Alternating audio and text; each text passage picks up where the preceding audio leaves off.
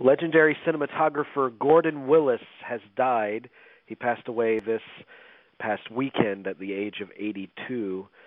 There are a select few creative talents in the industry from the past 40 years that are worthy of the title legendary, and he is certainly one of them. Films like Klute, The Parallax View, The Devil's Own, Annie Hall, Manhattan, and of course, the big game changers, The Godfather 1, 2, and 3. He was known as the Prince of Darkness because he was unafraid of not overlighting everything, particularly in comedy, which is the trend with that genre. Tonight we'll be celebrating his output, discussing our thoughts on it, and we'll be playing an interview with Gordon Willis that we've never before aired on this show, where he talks about the Godfather restoration. This was an interview conducted about 4 years ago by Aaron Ada-Diaz, a frequent correspondent of this show, and we'll be premiering it tonight. So let me bring this up first. If you need any evidence of the wrong-headedness of the Academy, just look at how they treated Gordon Willis. All of these classic films, and he was nominated twice.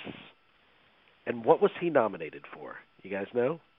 He was nominated for Zelig in The Godfather Part 3. Zelig was his first nomination, and a very special one. But yeah, I mean, yeah, you're right. I mean, about the Academy, those old guard guys that were around, in the 60s and the 50s and were in the 40s and the 30s and were still around, voting on things in the 70s when Gordon Willis came around, they were just livid over his technique, which was, true to his name, The Prince of Darkness. They were just mad that Marlon Brando was in the movie and you could hardly see him. So it was the same thing that the studio executives were mad about. They just had never seen anything like it. So they were just pissed off at him, pissed off at him for being a maverick and a forward thinker. Yeah, you're absolutely right. I mean, that's what happens in this world when you're doing something that groundbreaking and everything. People are jealous, they don't understand, and they just become haters. But let's be honest. When you talk about cinematography today, that's the first name that pops up. I mean, that's who you want to be. That's when you think of cinematography, Gordon Willis. I mean, those the Godfather films alone. Those films were the look and everything was. I mean, he is really the star of the 70s as far as I'm concerned. He is really his eye. We owe him everything. I mean, I would go so far as to say he's the most influential American photographer of the last 50 years. Yeah. I mean, there's just before Gordon Willis and after Gordon Willis. And, before that, you can go to Greg Toland or maybe Robert Burks. I don't even know if Robert Burks was American, but and then Robert Surtees and then Conrad Hall, of course, right, who would be a major contender. And maybe Bruce Surtees kind of broke the ground a little bit in the late 60s for that darkness, for the darkness, But yeah, Gordon Willis changed it all. Changed every single aspect of movies.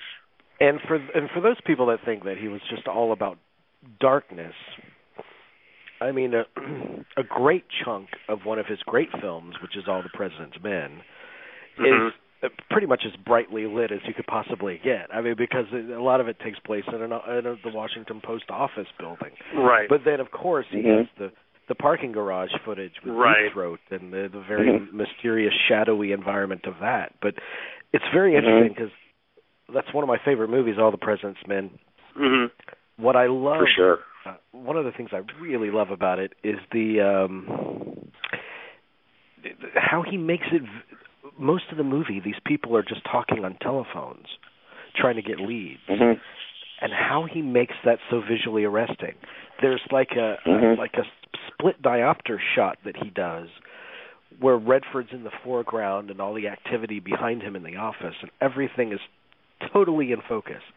And actually, and there's such a depth to that shot, and actually this brings up an unintended flaw in the Blu-ray process, because watching the Blu-ray for the first time, when it came out years ago, it was so clear that I saw like a piece of plexiglass or something right behind Redford, separating Redford from the background, and I only noticed it because there was like a smudge or a flash of light or something on it,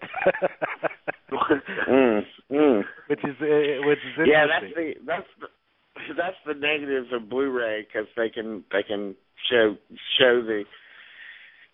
the flaws that weren't intended, but that were covered up by the grain of film and so forth. But yeah, I mean, All the President's Men too. You know, it was shot under fluorescent light, which, you know, all of that is a set, by the way. That's the Washington Post. You know, that movie won the Oscar for best art direction that year because they built that set, you know, and it's all lit by fluorescent light. So Gordon Willis, I don't know if he created this or if he maybe just popularized it or whatever after that film, but he utilized, you know, very special gels on those fluorescent lights, because before then, you know, if you shot under fluorescent light, it would turn green. You would have a green tint to everything. So and so, I mean, whether he created it or not, you have to imagine just the massive problem of shooting under that much fluorescent light, you know. And then, but yet, yeah, then he's got those great, you know, dark, you know, sequences with Deep Throat, where the lighting is so delicate on Hal Holbrook's face. So delicate so careful not to show too much, but yet not to obscure the actor and his performance. And it just becomes, it's a ridiculous, like, confluence of things in that movie of his abilities. It's just, you know, it's one of his most superb movies. Going back to the comedies, too, because...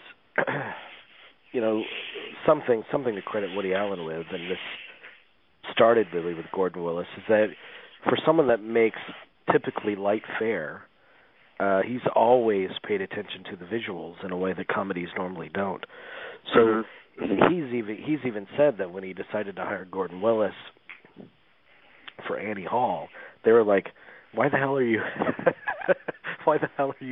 going with someone whose work is so distinctive for your little rom-com?" You know, and but you know, the very special things came out of that collaboration, and they worked a lot together. And if you think of something like you know, the black and white and Broadway Danny Rose, or Manhattan, of course, Manhattan, and you know, there's scenes between he and Diane Keaton. And another interesting thing about Gordon Willis's work with Woody Allen is Woody Allen would allow Gordon Willis to block the scenes. So, which is kind of unheard of, because it's usually like a light collaboration with the cinematographer, where the director presents his ideas and the DP says, "Okay, we can make that work," or "I would suggest this." But Woody Allen would turn over scenes to Gordon Willis and say, "Block this." And so there'd be a conversation in the kitchen going on between Diane Keaton and Woody Allen. And they'd be talking back and forth, and Woody Allen would exit the frame, and they'd still be talking. And Woody Allen said, but they won't be able to see me when I'm talking." And Gordon Willis said, "No, they won't." An empty hallway. But he said, "No, they won't. But they'll be able to hear you, and that's what's important."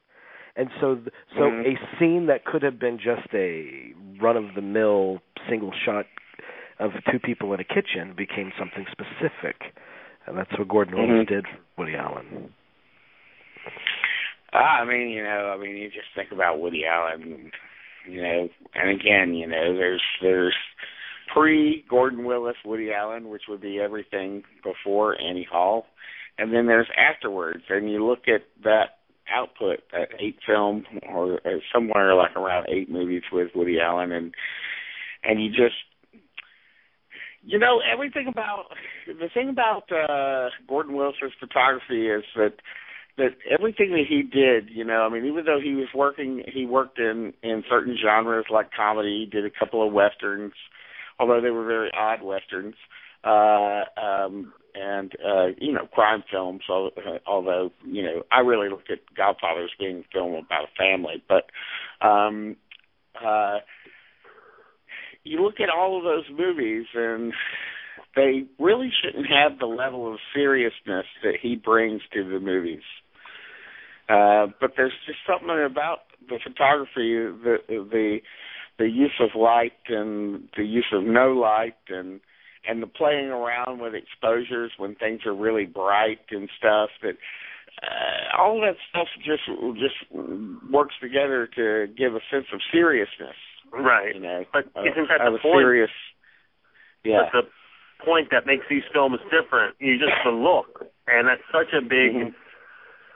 That is the game changer. That is all the difference. The way you say he brings this to give them this serious look, and like you said, The Godfather is a film about family. But you know, let's be honest. It is before you get to Coppola. It is a genre film, a gangster film, and you bring Gordon Willis in, and it changes everything because of the look. And they don't. And I also think that's why these films also hold up so well too. These films don't look dated. If you know, they hold up incredibly well. And I think Yeah. And I think that's a huge part is Willis's work. I mean, even the Woody Allen films, all of them actually. If you look at his whole resume, those films, other films that look hardly dated, his don't. And that's a big thing. The Drowning Pool, things like that. It's just incredible. And you do have that. Or The Paper Chase, you know. The Paper Chase. Well, yeah. I mean, that looks. It's the look of the film. Is what is the first thing that's always going to come to mind. And you'll watch something, you go, oh, that, you know, God, it's just. You'll look at something in the clothes or something. You know, oh, it's dated. The look, even the look. But here, the quality is such upper echelon. It's amazing that his work stands the test of time. That goes to the Pakula films, all of them. Presumed Innocent. Well, and also, I mean, I always said that if you want to know the absolute transporting magic of a series of images on film, like almost like otherworldly, like whatever stars aligned, something absolutely magical and unimaginable in any other medium has occurred. I always say look at the Ellis Island segments of Godfather 2. Yes. It's like you are transported to like other time. It is flawless and unforced, not gimmicky. It's just amazingly recreated, and that's Gordon Willis, man. The color tones of the three Godfathers. If you look at the color tones of the three Godfathers and how they express how that saga is unfurling, the various themes going on, how it's getting progressively darker. Like if you look at the scene where Fredo is sitting in the chair, all feeble, and he's saying, "I'm at the end of Godfather 2. I'm smart. I was passed over," and Michael's standing above him in shadow, and he looks down and says, "I don't want to see you anymore. You're not a part of this family."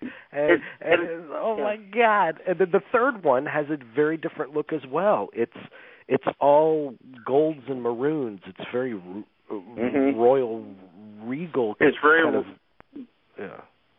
In the scene where Michael, passes over power to Vincent, it gets very dark with Michael, and then as Vincent, takes over, it's, the door, the light and everything coming through. It's a very beautiful. It's just. I don't think anyone else could have done those films. Now, they're just that he has his touch on them. Well, certainly, Coppola obviously realized that no one could have done those films. He only did 3 films with Willis, and they were all the Godfather movies. So he he obviously believed that Willis was crucial to making The Godfather exactly what it is. And if you think about that too, I mean, think about when he hired Gordon Willis in '71 or whatever it was to do it.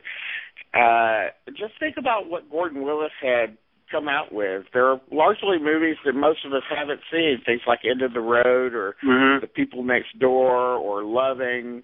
The really major his first really major movie, I mean, and we only know this because we know the director, Hal Ashby, was The Landlord. So you really have to hand it to Coppola too, because Coppola obviously saw something in him very early that he was willing to go and fight for. He was willing to go and fight for the quality that he brought to it. And I wonder if Coppola and Willis had discussions about, well, how far are we going to go with this darkness thing or whatever?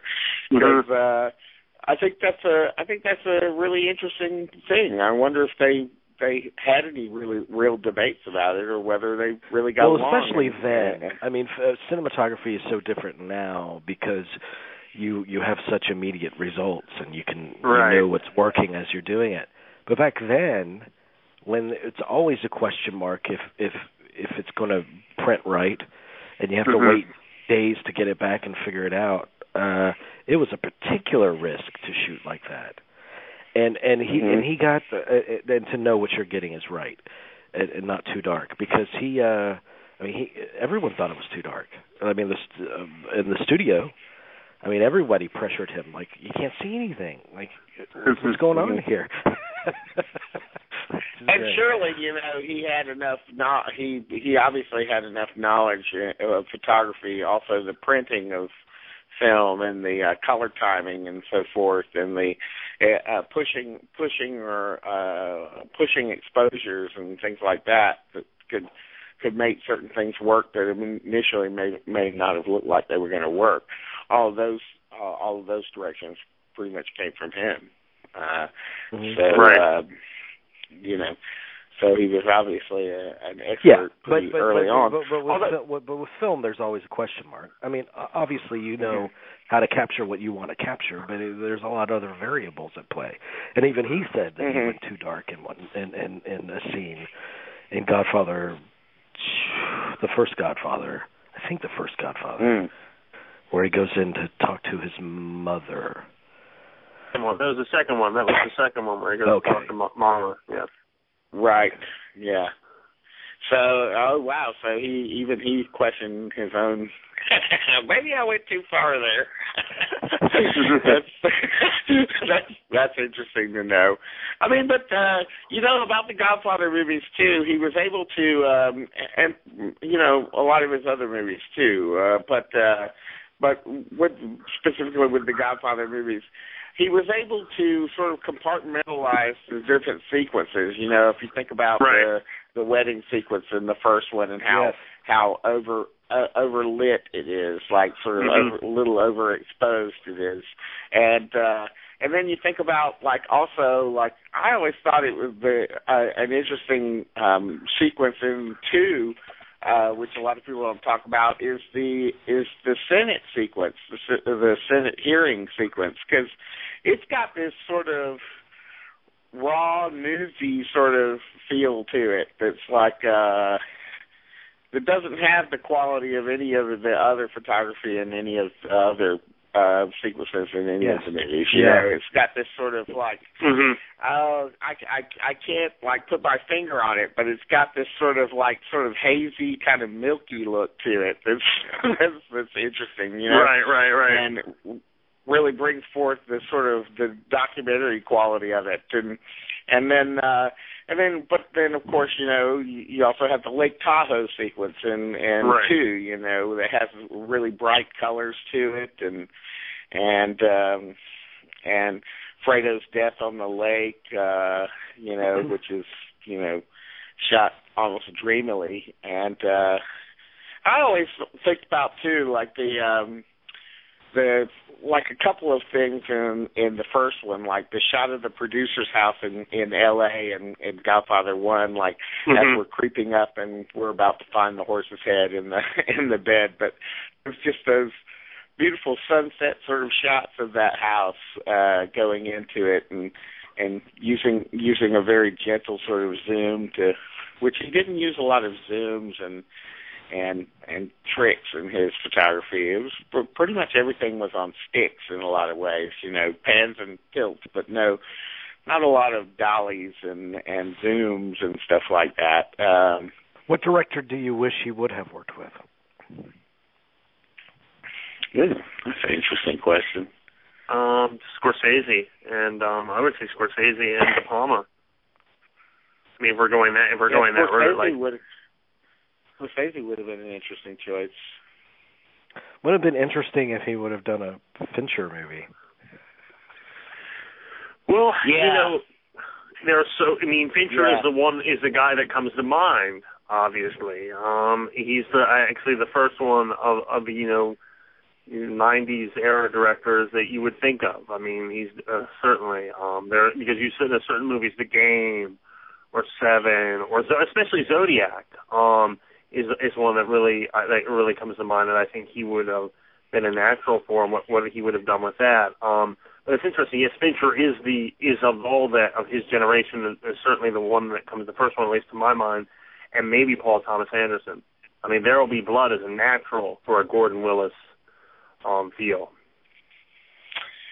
Well, I think Fincher would have been. I mean, obviously Fincher is sort of like the torch carrier of that style a little bit, and that use of darkness, and then I guess you could go to somebody like Nolan or somebody like that, or maybe even like, would it have been weird for him to do a David Lynch movie? That would have been strange. But I thought, I was thinking about that question. I was thinking you might ask that, and I was thinking, boy, wouldn't it have been interesting if you had done a Robert Altman movie, just one Robert Altman movie? That would have been. But then again, I thought about it, and I thought, there's just too much camera movement there. I just don't think he would have been interested in that. I mean, Altman's camera never stops moving, so in whatever form. So I don't know if he would have worked, if that would have worked really. So, but I think Scorsese is a good pick. I think he could have done something with those movies. Just a couple more movies. Presumed Innocent, which has always been a movie I've loved. I think of one shot in particular where Harrison Ford's hearing his wife's confession at the end, and it's a shot that just holds on Harrison Ford as like tears are welling in his eyes. It's very powerful. And then a movie like Bright Lights, Big City, which is like the antithesis of a lot of the other movies that we've been discussing. I mean, a very 80s pop movie. But the scenes in the hospital with the mother, with the rain on the window, and so in relation to location and the New York City being such a character in that film. Don't forget The Pickup Artist. That's an interesting one too. Yeah, I mean, I would pick, if the two that I would say are the most underrated and most interesting.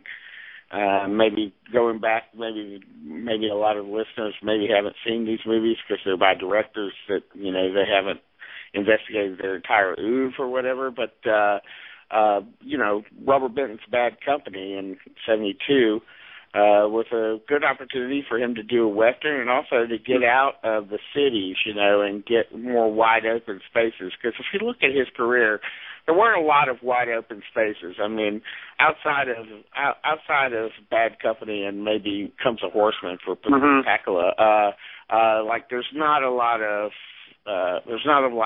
of vistas and mountains and things like that, and open spaces and big skies.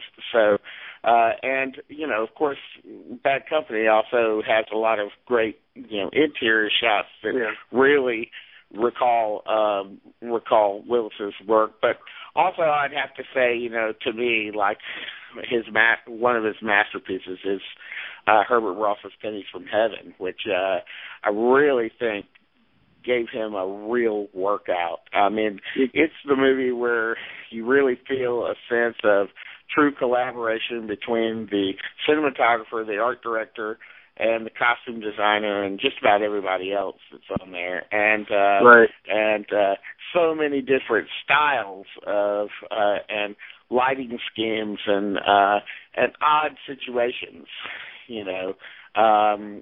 Very, very underrated work by him. That Christopher Walken dance scene alone, but then there's the Bernadette Peters and the kids dancing on all the white pianos and stuff, and it's all white and blinding, but then there's the reality sequences that have more of a Gordon Willis feel to them. So, things like that, and also I have to just say Woody Allen's interiors too. I just have to point that out as also like a confluence of him working with the art director and the costume designer to create a very unique feel to one of Woody Allen's movies. Definitely one of Woody Allen's most rigidly designed movies, like from top to bottom. Right. And the whole climax and all the things on the beach with the crazy filters that create a sort of a dark quality to the clouds in those beach scenes, and just the haunting quality of almost every frame of that movie. But, you could say that about, probably Danny Rose and Purple Rose of Cairo and Manhattan and all of those movies that he did with Woody Allen. It's just a ridiculously extraordinary career. Well, let me ask a question, because I don't know this. Why did he stop? Why did he? Is there a particular reason that he retired after The Devil's Own, besides probably the obvious one? But has he ever said that did he officially just step down, or? I just think he retired. I just think it came time to retire. I mean, a close friend of his, Alan Davia, retired as well. And he's in on this interview too. And he retired around the same time. I think his last movie he did was Fearless. We have to remember, and we talked a little bit about this on the last show, Jerry, the show that we just did. I just think that, there comes a time in all Hollywood careers in which everybody needs to consider the possibility of simply retiring, especially after you've gotten a number of great movies like Mr. Willis had in his back pocket. There just comes a point where you say, well, I'm just not enjoying it anymore, or the movies aren't the same, or I don't know that this is my time, or it's interesting that he and Pakula have shared their last movie together. I think that's an interesting point. That is an interesting point, and I wonder, and that's like something we have talked about over our 7-year history. What if, though, he had, if he wasn't in a, if he had lived, though? I mean, the movies we would have gotten from him into the new century would have been incredible, I think.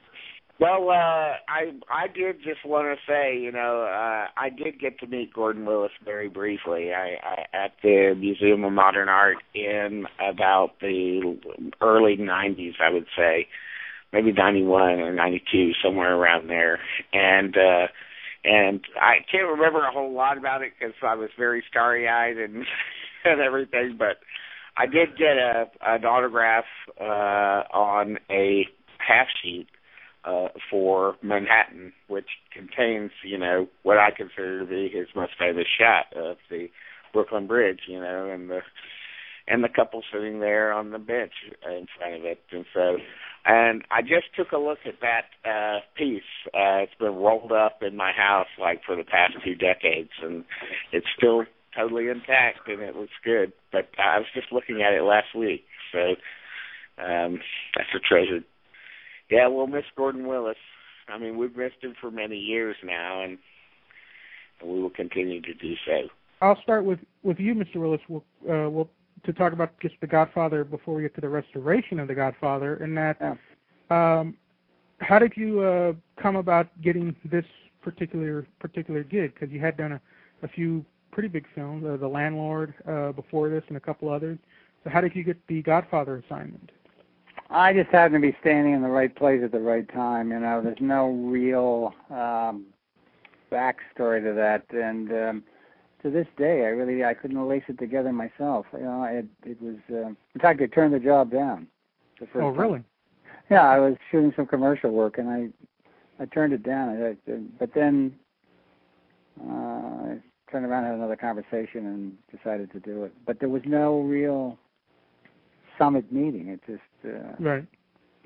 Now, because of your photography on the Godfather films, particularly the first one, you got dubbed this Prince of Darkness because of the dark interiors. That was Connie Hall. It was a friend of mine, but I didn't mind him saying that. But I guess they're going to pass it around. You see, this is the interesting exactly. part. Yeah. And I understand the famous story is that when the studios saw this, they were mad because it's not going to play well at drive-ins. Is this correct? Well, yeah, but it wasn't only that. I used to get that a lot in movies that I was working on, that, you know, they can't see it at the drive-ins, but they're not watching the screen in the drive-ins anyway, was my answer. So I never really paid much attention to it. Right. On the commentary for part one, Francis makes mention that you're, the way he puts it affectionately, that you're a stickler for whose POV is it.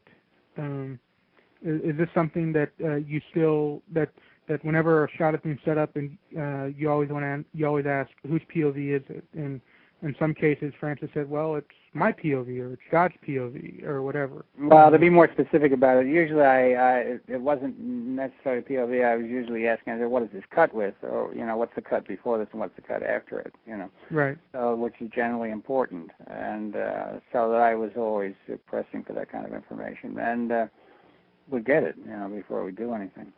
Mm-hmm. Something other cinematographers always observe is how much information is contained in every shot. Right. You don't have a wasted shot with Mr. Willis. The Godfather, in that all these dark interiors, was this a stylistic choice, or was this something that when you got on set you realized, well, these are dark rooms, so let's just keep them dark and not overlight them, you know? No, it was a conscious choice to do it that way. It was a conscious choice to juxtapose this dark library where the dawn hung out with a wedding outside that was bright and cheery, et cetera, et cetera. So the bottom line, it was a conscious piece of design to do it. Mm-hmm. Well, so this restoration process, from what I've read, the official word has been, I guess, 2 years plus in the making. But from what I understand, the story I've heard is that back in '97, when I guess it was because of the wake of the Star Wars re-release success, that people thought, well, we can re-release other big films and see what happens. And that Godfather was struck, new prints were struck from the negative for the 25th anniversary, and that people noticed that they weren't looking quite good and were kind of concerned, and then concern grew over time, and that and so Francis wanted to do this work on this restoration. Yeah, to be honest about it, the 25th anniversary thing was kind of it was a very bad thing to do, because it was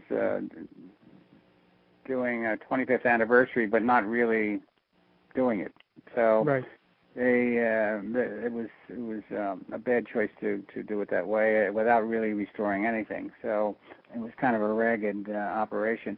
I think from that point on, it was sort of put away. And to be honest with you, it surfaced several times, but never really got out of the chute.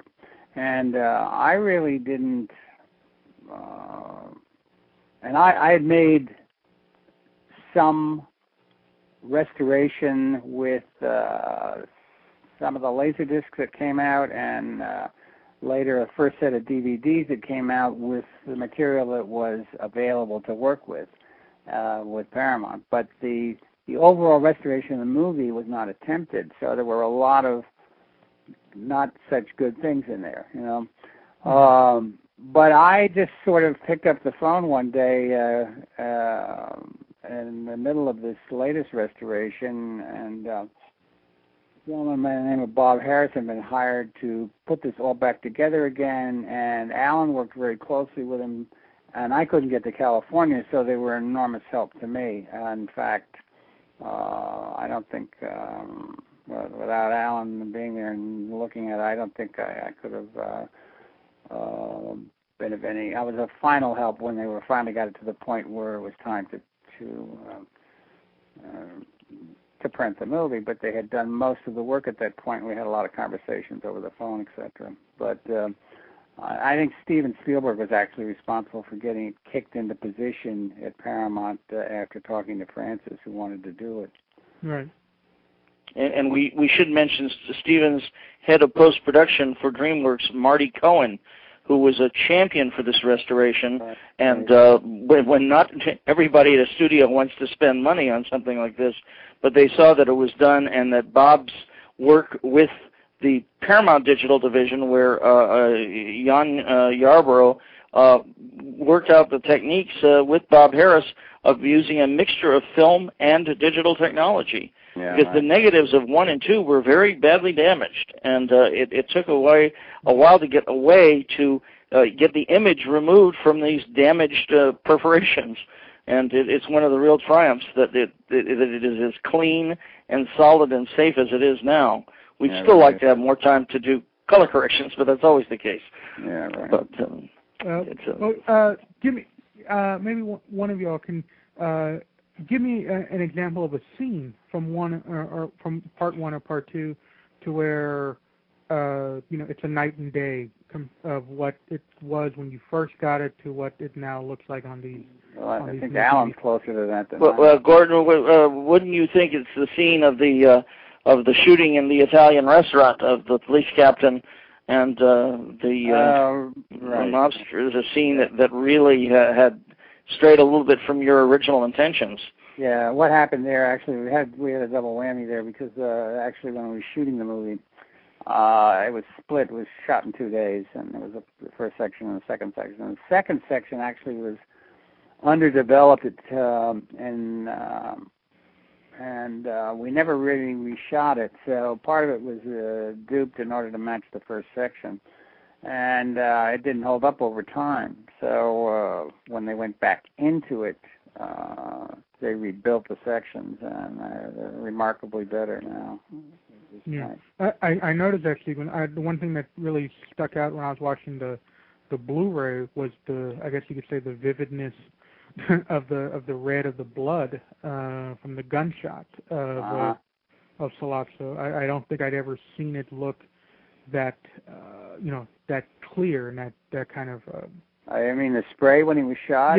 Yeah. That was kind of an interesting story, because at the time we were shooting it, the effects man, who happened to be a really, really fine effects guy, by the name of A.D. Flowers, they were going by the narrative of the shooting and this, I can't remember how it was written, but this spray of blood all over the room that you could see when it happened. Well, he had everything stuffed into this to make it work, and it didn't work. And I finally was thinking, I suggested that he take tempera, powdered red tempera that hadn't been mixed yet, which is like face powder, but it's red. So it's like dust, So he finally ended up packing everything with that, and it worked extremely well. But, yeah, you're right. Over a period of time, you lose detail like that, until the restoration was done. It's good. Is there, just to get off Godfather for a second, and because you have such a obviously distinguished body of work, Mr. Willis, is there a title that you wish you could that you wish you could go back and maybe see if it needs restoration?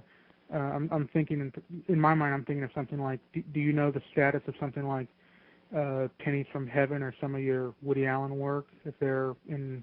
Well, I don't think they're not in a condition that actually. I would hesitate to use the word restore. I would probably at this point say, redo them in high def. I mean, redo them, redo them. But I don't think they're in that bad a condition. I might be mistaken, but I don't think so. They just should be redone in Blu-ray, and properly timed, etc. Some of the DVDs are pretty good, actually. Much better condition than.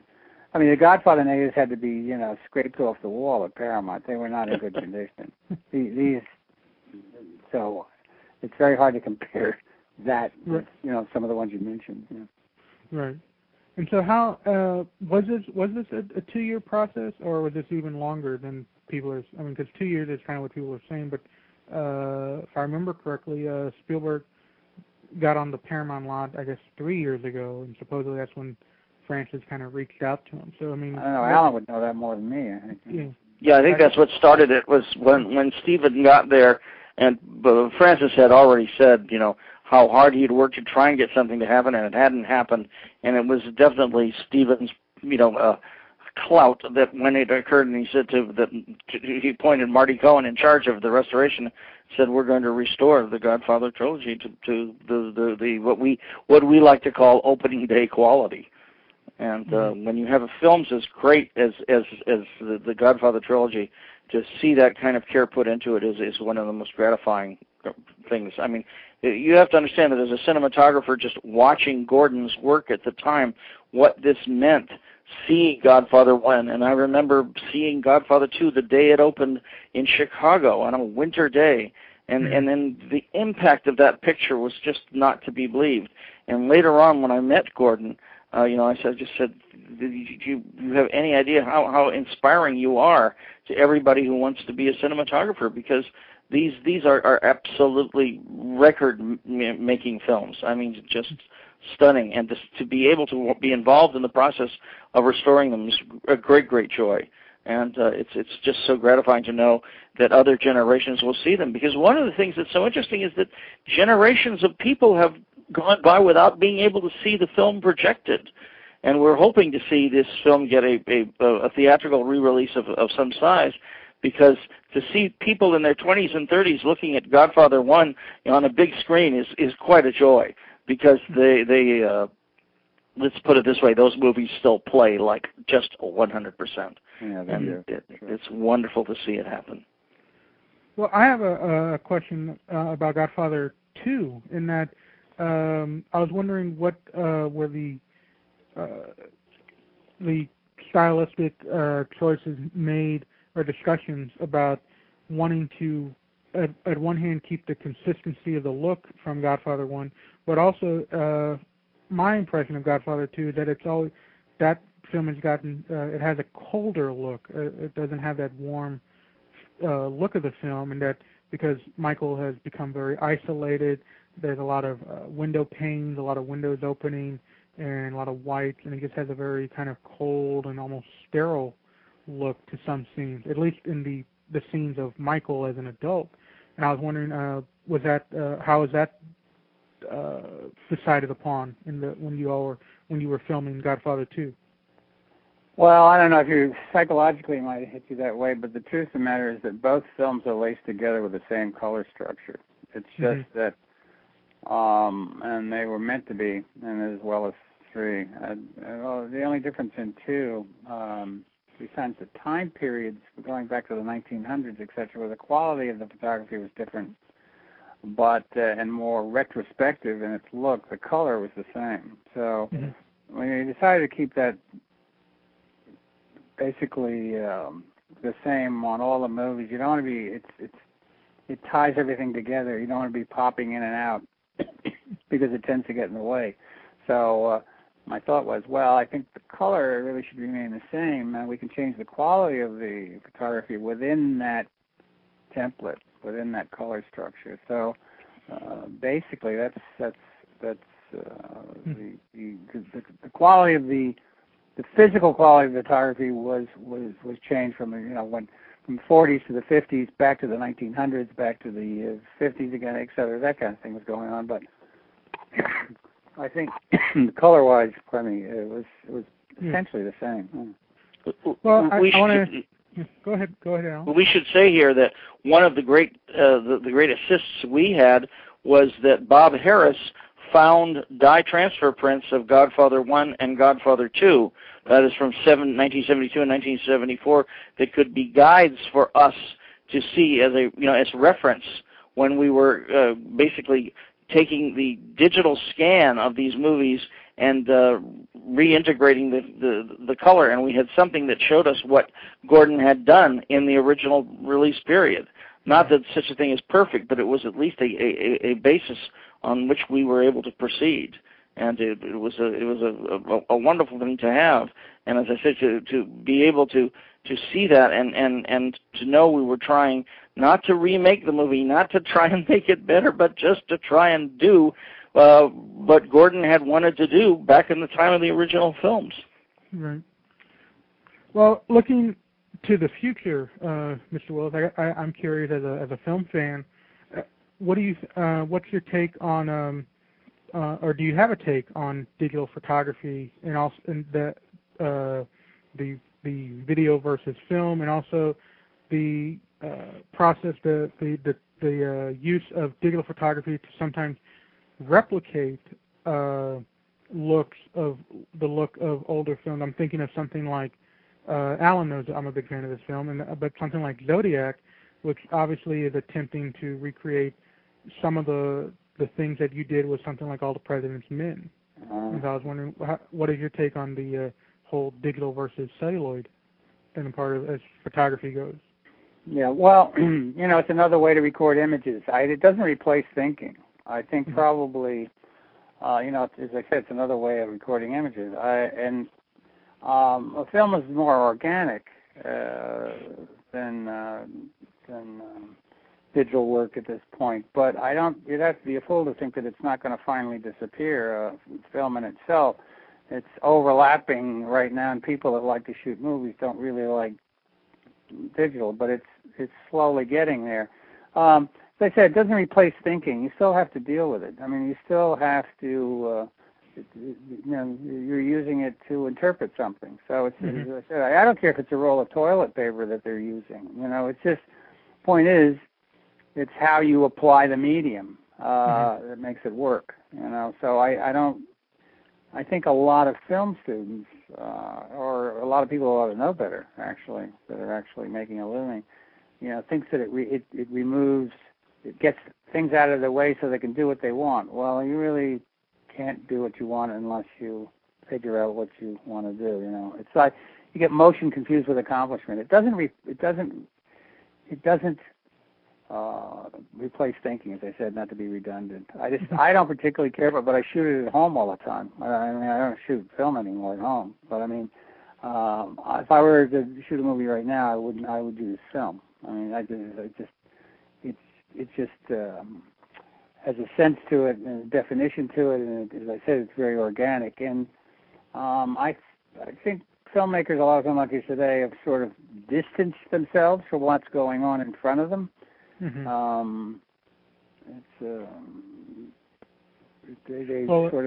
a very close medium. When you begin to separate everything, it doesn't work too well. Well, do you have a favorite job of cinematography that you've seen in the last 6 months or year that one is really No, and I'm not saying that. I don't want people to misunderstand that. I just I go through it and make up a list of things I thought were quite nice. If you're talking about photography, you're talking about movies, because I really define movies as being interesting as opposed to photography.